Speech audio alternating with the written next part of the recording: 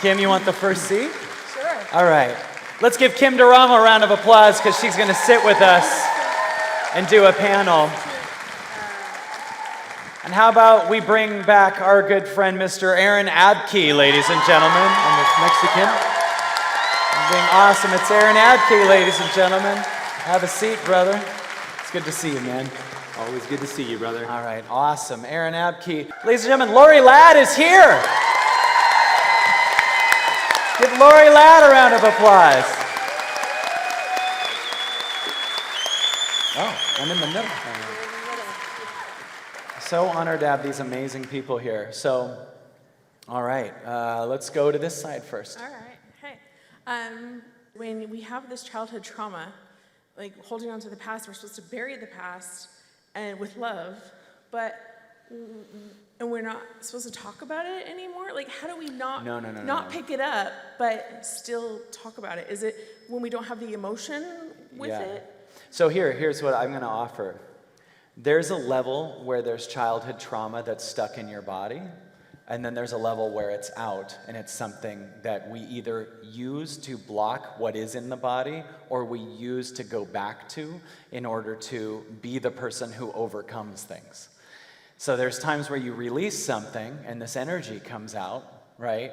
And once you release it, sometimes you can still be like, I love how that release felt, so I'm going to keep bringing it up again. And I'm going to keep saying it over and over, and because I want to feel that release again. So there's a level where with some people you can feel they've released it, and that they're actually going to trying to release it again because it felt so good. And then there's other people that I feel that I can see it's right there. And sometimes it might just need to be heard at the level of right there. And sometimes it needs to be heard to go, okay, you're triggered because that person left you. What did it remind you of? And sometimes it says go to the childhood, right? So for me, it's all figuring out, okay, is there something in here that needs to be seen? Or is there something in here that I'm picking up that's already out? Right? So at the vibration of what I'm talking about, there's also a frequency I find that when you go up through a place of gratitude and joy and following your highest excitement, you become a portal for that stuff to also naturally come out. So that's kind of the offering I have. I don't know if that makes sense. Makes sense. And if anyone else wants to jump on that, which would give us an idea that we'll end up with 2 questions. I want to add, remember that trauma is just undigested experience. It's you had an experience that at 3, you weren't capable of processing. How'd you know it was 3? I said, how'd you know it was 3? For example. So when maybe it was appropriate at that time to just kind of block it and do the survival thing.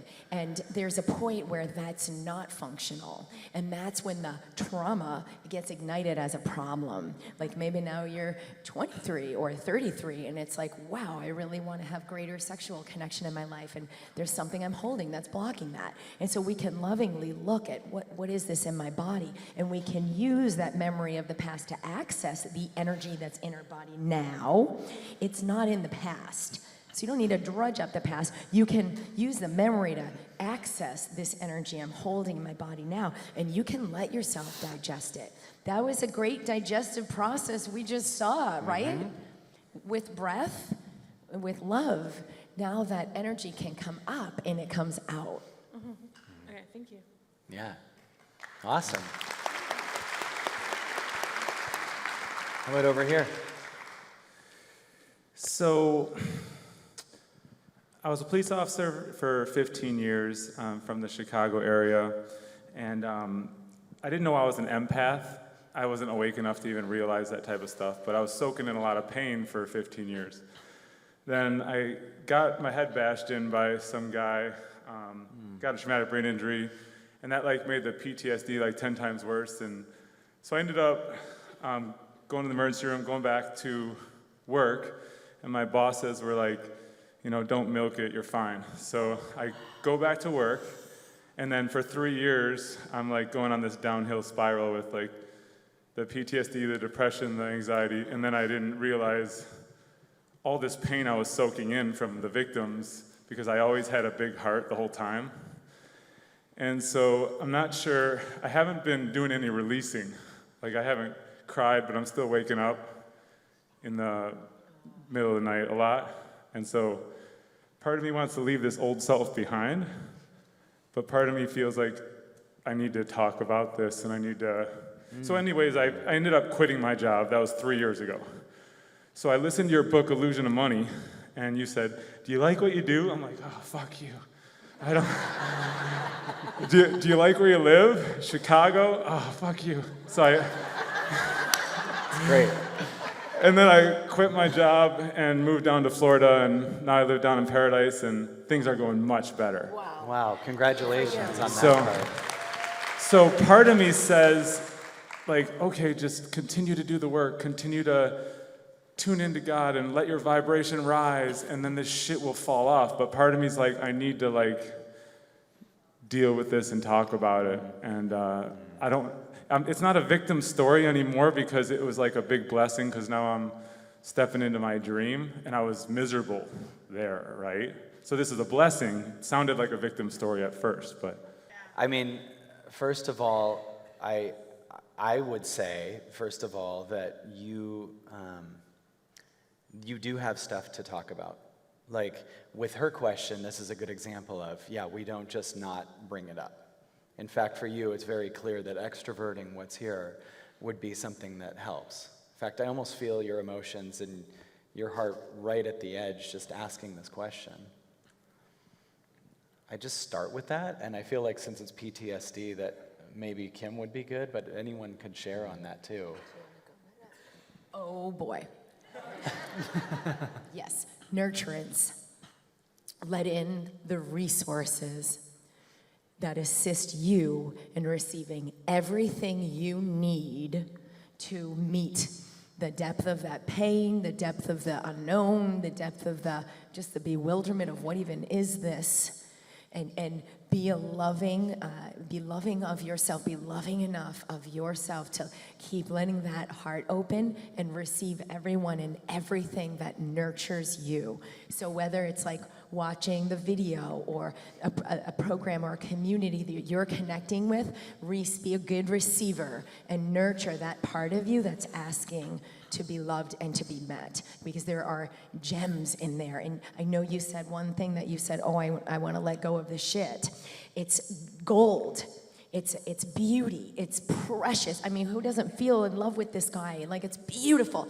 And so just even that little tweak of like, it's not the shit, but letting go of that old way of being, yes, and begin to receive nurturance. That's going to be the biggest tweak for you. Not to put you on a hot seat or anything, but how much of a relationship do you have with the traumatic memories of, I'm assuming it was the brain injury incident. Does that come up? Does the trauma surface in memories? Like when I pass a police car, unfortunately there's a lot of police cars out there on the road, but that like triggers me, Okay. And then I start thinking about, dead people or whatever horrible stuff that I was, through. Yeah, great.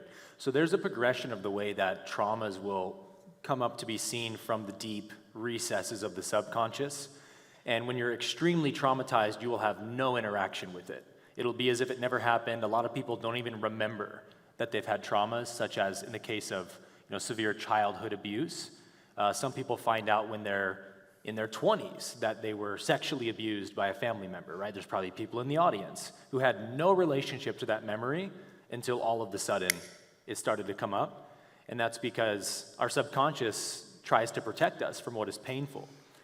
And so the fact that you have some interaction with it means it's ready, it's churning in the system, coming up to be seen. So really the advice I would give you, brother, is stay on the path you're on, because your heart wants to meet this part of you, and God's doing the rest. It's going to come up when it's ready to come up, and you just need to prepare a free and open, loving space to meet those painful triggers and memories, and however the trauma wants to come up, to just be that open space of love for it. And honestly, God does the rest. If you can maintain those arms wide open, the rest is grace. And I would add, too, that this stuff, I think, also is coming out because you left the world that created it. For sure. Right? In other words, just the move to Florida got you to leave fight or flight and process. And so the emotions heard from that action, I'm safe to come up now.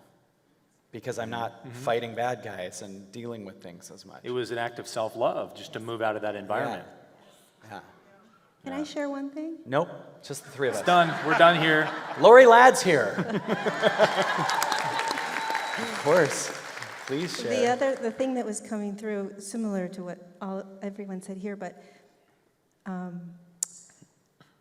there are no mistakes, and many times we are always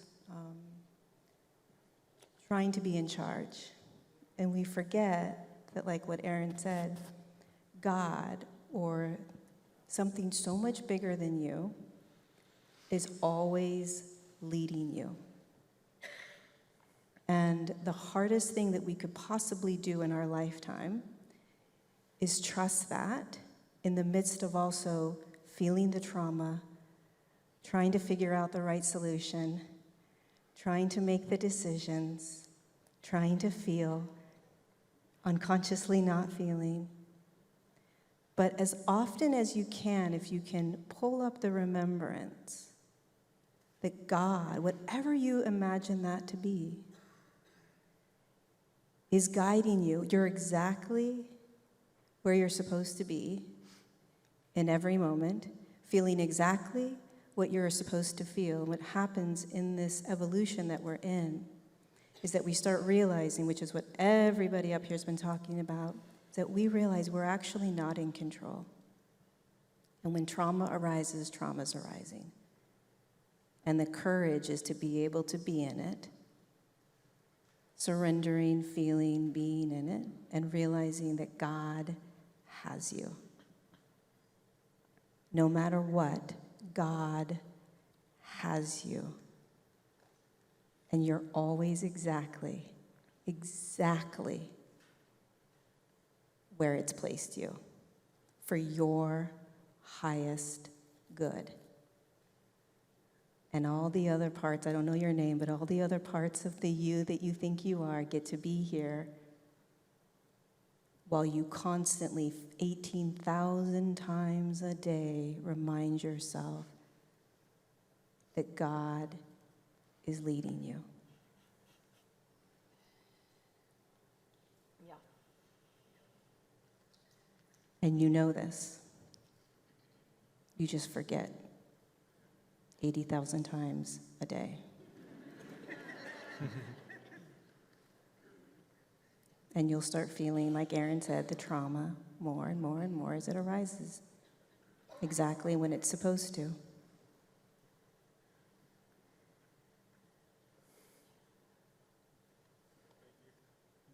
Thank you. And thank you for your service. Yeah.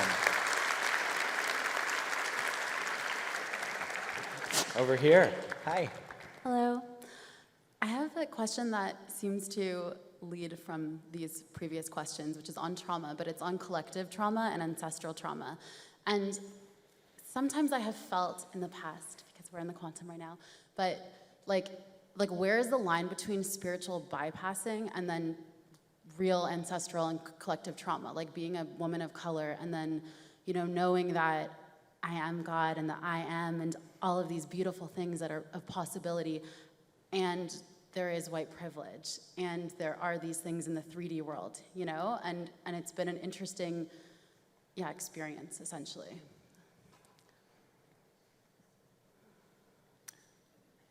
I'm curious at the level that I'm allowed to answer this. Amen. Yeah. Because I hear a lot, you don't have a right to answer this because you're a white man. Right. I mean, the amount of YouTube comments I've heard, that I just want you to yeah. know, I think that this polarizing is also happening inside of us in different ways we don't understand, and I'm absolutely honoring your situation. But I want to point out, just so I would love to meet you heart to heart beyond our race. For sure. Right? And just tell you, it literally came up, the level that I'm allowed to answer because I'm a white man. I mean, I get a lot of emails. I would love to hear your content, Kyle, but you're just a white man. And that implies that they're looking at me based on my race.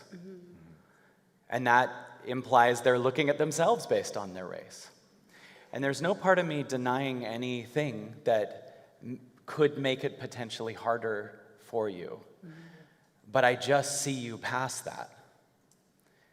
And I do believe very much there are examples of people that saw themselves past their race, like Oprah, right? I don't think of Oprah necessarily as someone who moved as if it's harder for me because I'm a black woman. I think she just said there's a calling here. And that made her one of the most powerful women ever. It's not a dismissal, again, of the circumstance. But I do believe very much that our connection to Source transcends our circumstances. And so I like to move as if, even though there are patterns for me that go, can I answer as a white guy? And I bet you feel that sometimes too, you know? And I want to answer, and I want to answer from the God me. Yeah. And see you at the God you. And see if you didn't just consider what could be a limitation and went past it and said, I'm here to be what I am and not play the game that the world would love for us to be in because they don't have to face their magical abilities if they keep us at the level of our skin color and our gender and everything else. You are so much more than your circumstance. And I see you at beyond my circumstance, and I don't go, oh, it's not, you're just a woman of color, you know? I think you're magic and infinite, and that's where I want to talk from. And even though some of us do have some limitations, I don't know that a person that's 3 feet tall can dunk a basketball. I'm going to honor that. But I do think this is a conceptual thing that the world would love for us to stay in as another way to keep us in a smaller lie so that we don't step up. Because the second we start seeing each other at the truth of what we are, we win the game. Yep. Right? That's my thought. But what do I know? I'm just a dumb white guy. No, I mean, I You were asked gonna say you that. for a reason, right? I came up here to ask you. You're not a dumb No, guy. and I appreciate that. Yeah, I just want to take you past it. The way that I take someone else past there, you're not just your childhood abuse, or you're not just that, Yeah. you know? And anyone else want to add? Yeah, it's all just labels at the end of the day. Yes. You know, we're not the body, we're not the character, it's part of what we are. It's not the sum total of what we are. And so I guess what I would add to what Kyle said of where's the line between bypassing and being realistic about the world we live in, the whole world we live in right now, the matrix world, is based on systems that are meant to limit us in certain ways, based on the different labels that it divides us by. And what I found is that forgiveness is the way we rise above the system, not just physically, but like karmically and metaphysically. That yes, you can acknowledge things like racism in the world, and yet, as Martin Luther King did, right, forgiving those people for their racism allows you to no longer be a karmic match to it. And so you can live in a space where we can recognize the distortions playing out in the world, and yet we're not of that world anymore. And so we're not limited by that world anymore. And so yes, somebody who says, well, I'm a man of color, I'm a woman of color, therefore I can't do X, Y, Z, is just wearing a limitation. That through forgiving the system that creates that stipulation for them, like an Oprah, like a Barack Obama, are no longer limited by it. So we have to find ways to forgive the things that we feel are binding us and limiting us, otherwise we keep ourselves on that frequency level. So that's all I would add to what Kyle said. Thank you. You know what? I would say, and also the energy that's underneath what you're calling, you know, there's the label. As soon as we label it, we're not meeting the energy. And then when we actually meet that energy that's underneath that, it kind of looks more like that.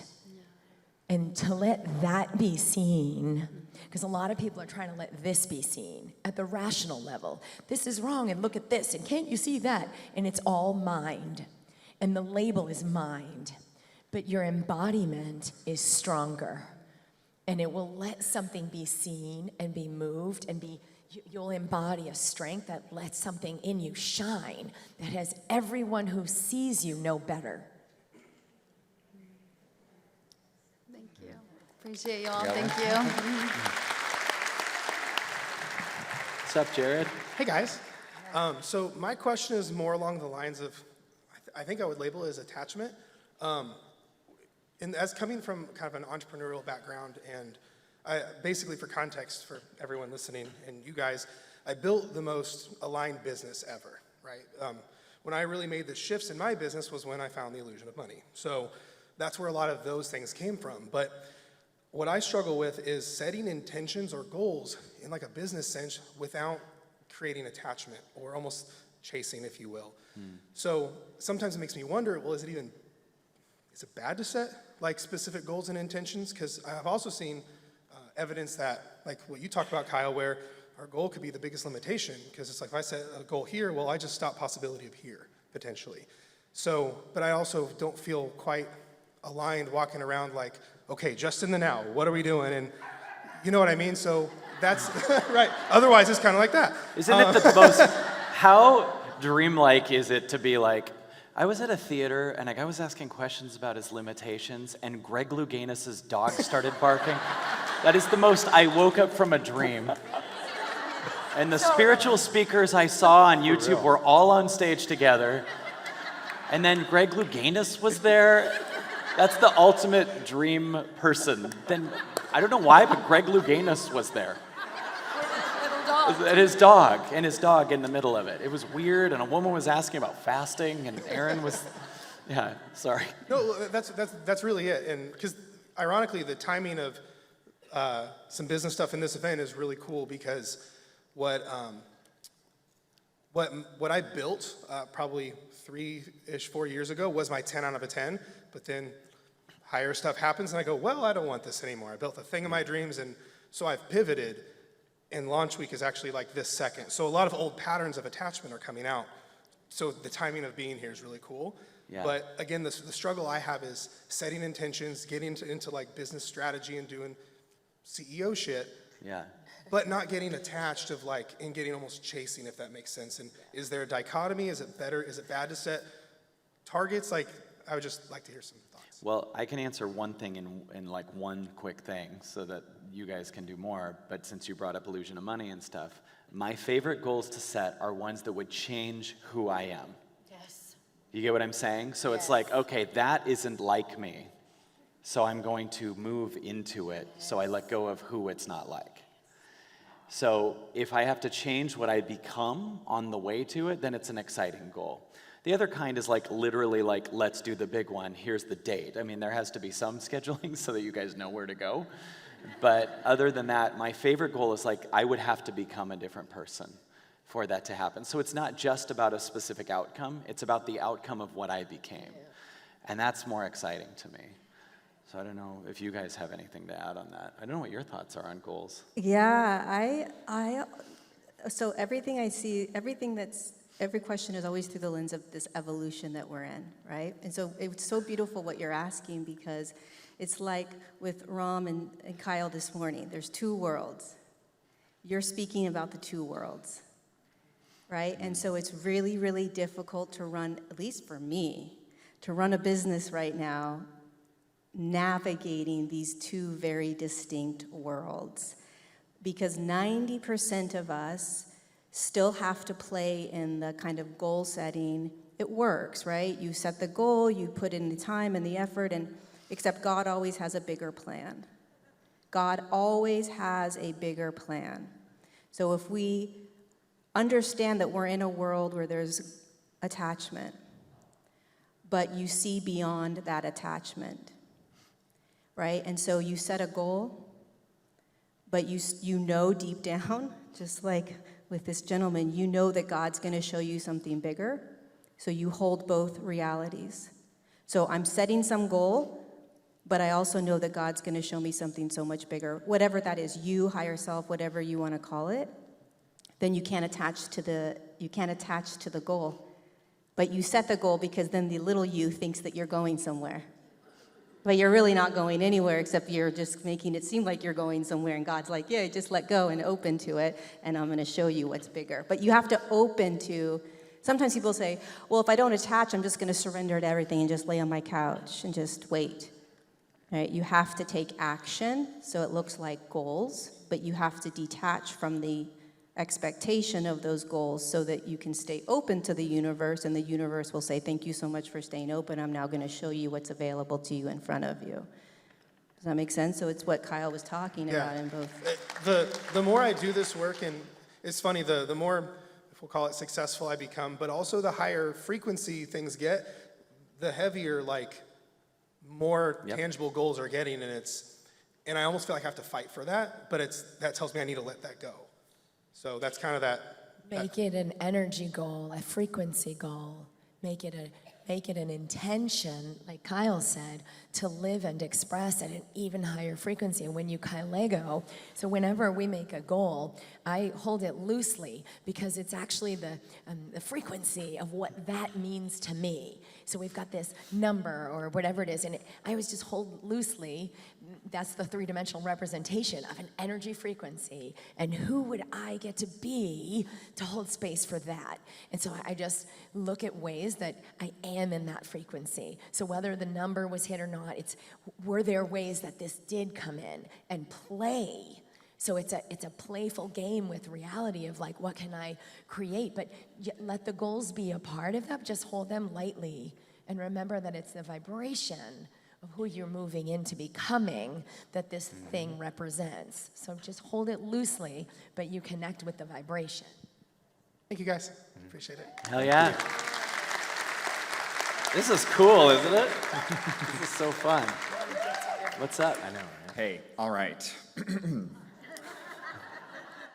I have this energy with my family where, like, we've gone through some intense shit. And I had this huge awakening where it was like I saw my real mom, I saw my real dad, I saw my real siblings. And then there was this dramatic shift of like, belonging is like all my culture is about. And then when I shifted, they were like, oh, Jordan's being, don't talk to him. I'm like, okay. And I've been noticing how, like, I've been making these gradual progresses that get me excited. And I can feel like the leap is to, I'm the most magical when I can really be in that space where it doesn't make sense. It's like like this healing for my family, for all of us to like do it together.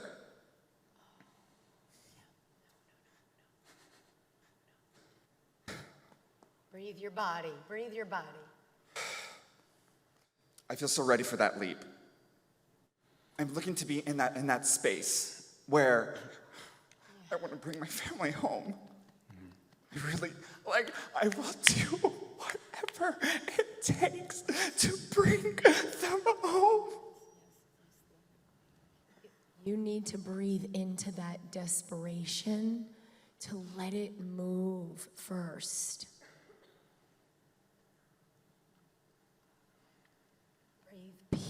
Breathe peace into those spaces. What you're looking for is not outside you. It's not in them.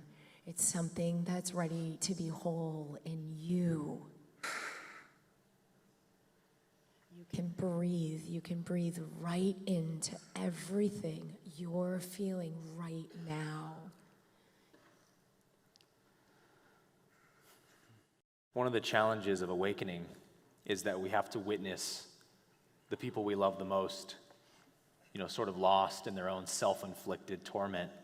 And it can become a burden we carry.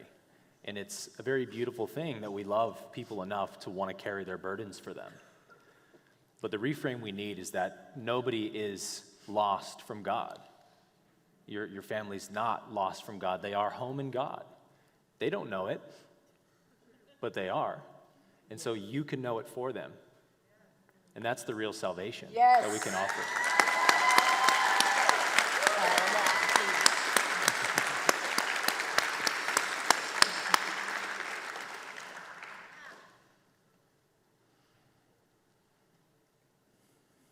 I honestly feel like if I move, I'm going to lose it. So,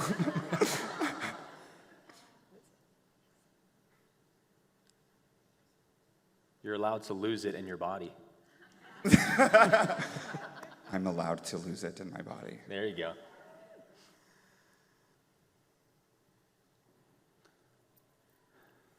Yeah. Feel that other thing falling out of your chest.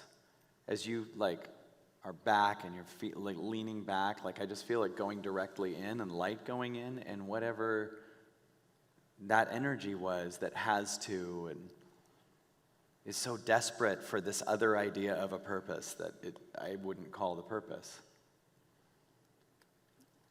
He can fall out or be heard or release. Well, yeah, now it feels like there was this purpose there, and it's not. There's two kinds of have-tos. I have to. I have to know what I am. I have to meet God. And then there's this, I have to get the circumstance to this other thing. And that have to isn't true. It's like this ego's highest. It's really an interesting thing. I one time did an event and a woman ends by going, she just raises her hand. We're late and she's raising her hand and I'm like, yes. And she goes, I figured out my purpose. And I'm like, okay. And she goes, I'm here to teach women dance. I was like, great.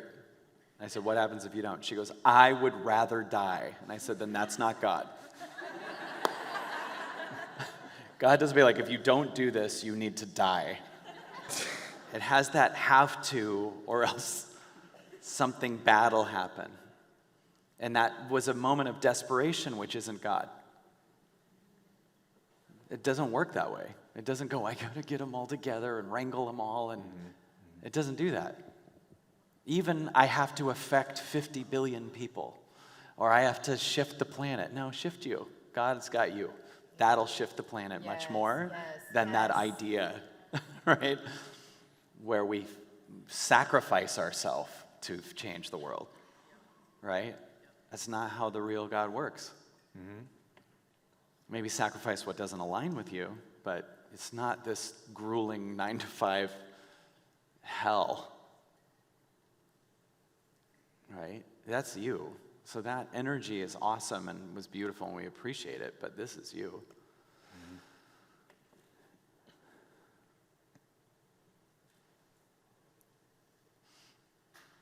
You want to just stand there and we'll go to this one? I just picture him being like this and I just go, yes, just stay there. And it's kind of weird now. And, over here. What I would love, what I love clarity on is just, do you need clarity? Are you sure? Breathe in your heart. Breathe in your heart. What needs clarity?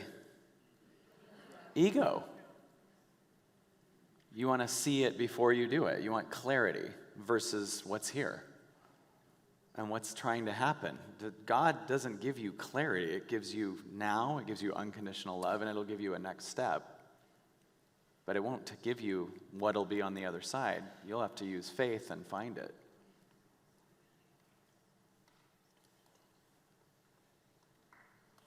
what's the... That was good.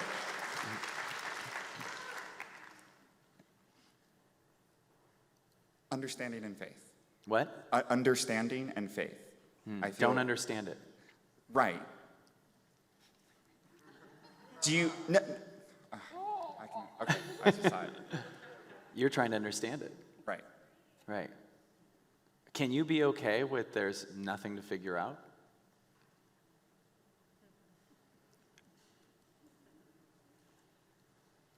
I can see that's death to a pattern. You don't know who you are if there's nothing to figure out, if everything's okay.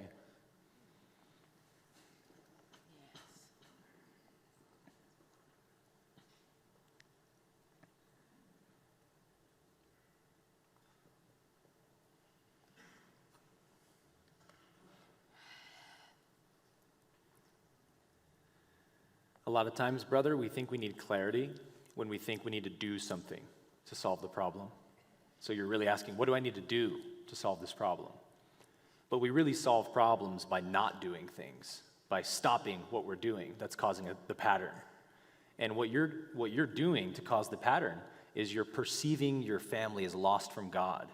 You're perceiving them as needing to be saved.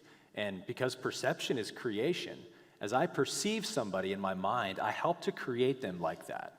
And so all you need to do is to stop seeing your family as lost and needing to be saved, but to see them as the Christ, see them as their divine perfection, and hold that awareness always.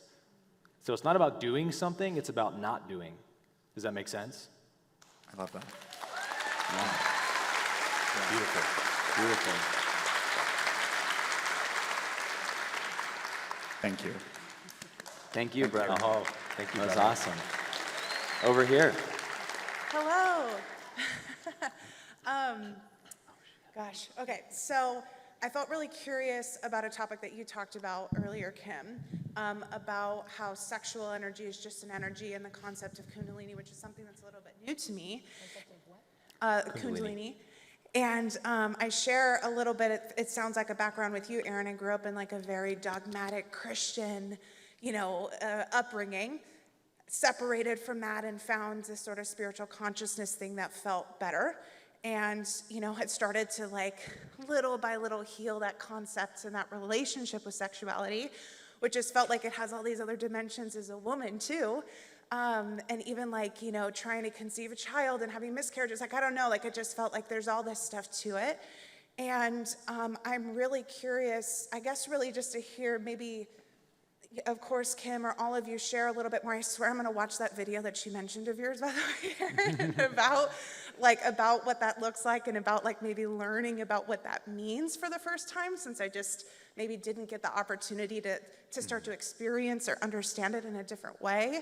But what can that, maybe you guys can share what that feels like or what that started to look like when you started to let some of that sexual energy or that Kundalini energy really open you up and empower you. Because I've learned this weekend that I am scared shitless of my power.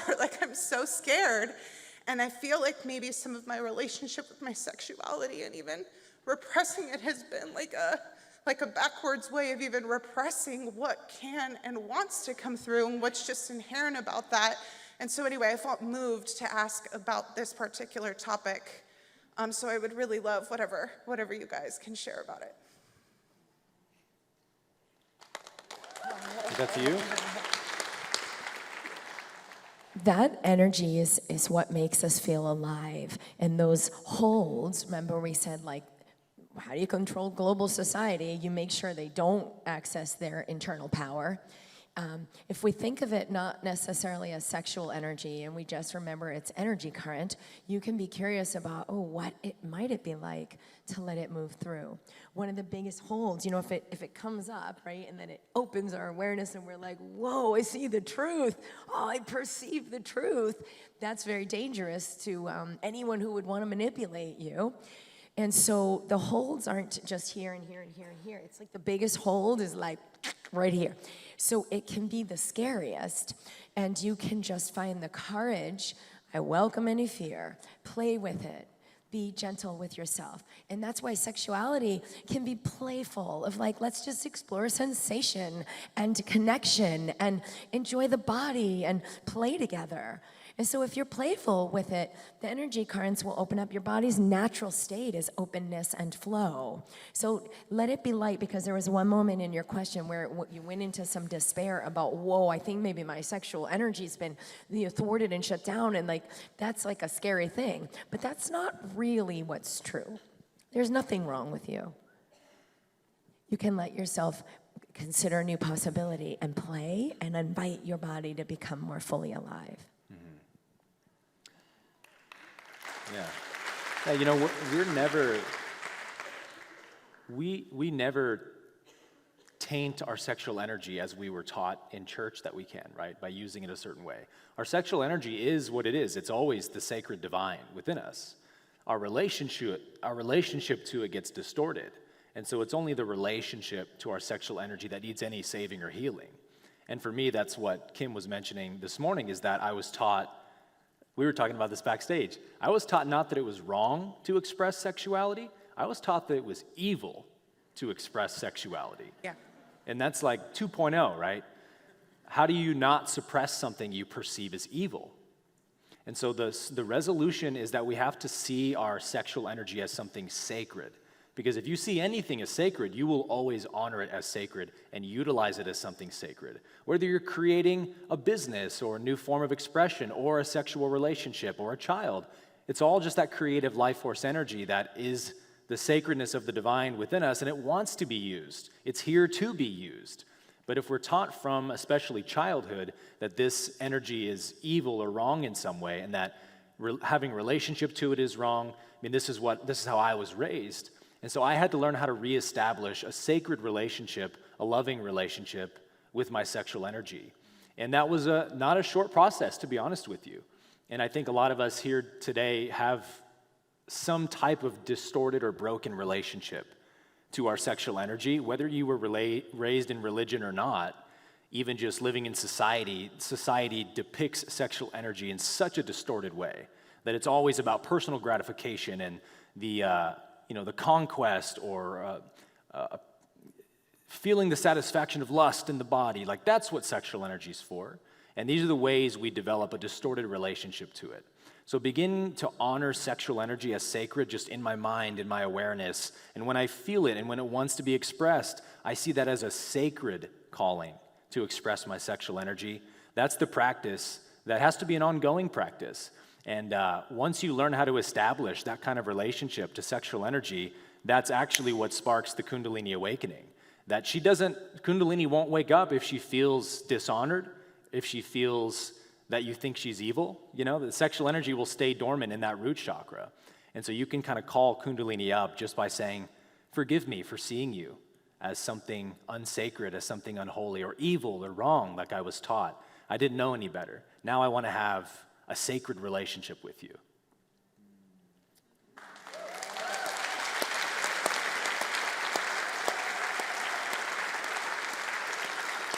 Also, dance.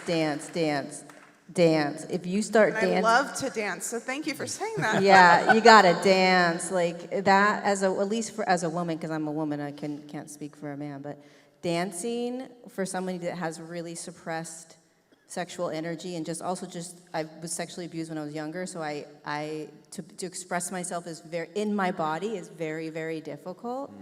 And so I didn't even realize that in the movement of dancing with myself, just in my bedroom or my bathroom, there was something so uncomfortable about it. Like when I really was present with my body, allowing it to move sexually, it was like, I can't do this. I'm not allowed. So really getting present, not just dancing, but getting present with your body, expressing itself in that feminine way that may want to get nasty and do whatever it wants to do. Let it move and let it show the you that's been in control of that. Let go so that it can start moving and expressing through you. So dance, but dance now with that awareness that something else gets to now be expressed in that movement of dance, and it's just going to unravel for you. Yeah. I just want to thank you, because what I heard so loudly was, one, Aaron, it's not that there's anything wrong like with my body or my sexual energy or even my energy channels. It's just my relationship to it, which is something I can choose, that a gift you've given me. I can literally just choose from this moment forward. The forgiveness, I mean, come on, of like a past self and whatever I made that mean. Yeah. And as you were talking too, I felt that like what you were describing was kind of the transactionalness that you spoke about that's on that other planet. Like maybe my experience with sexual energy doesn't have to be so transactional in these concepts that I've made it, and it can just be experience, and like it can be movement, and it can be all those things. So thank you so much. I heard more than that, but I just had to reflect that back to you. Thank you. Amazing. Thank you so much.